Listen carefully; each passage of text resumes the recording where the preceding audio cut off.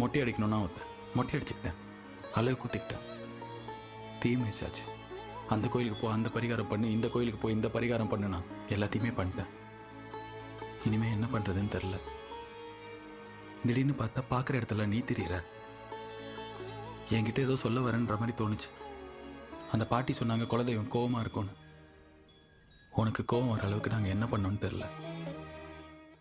ஆனால் நானும் என் குடும்பமும் ஏதாவது தப்பு பண்ணியிருந்தோன்னா எங்களை மன்னிச்சிடு.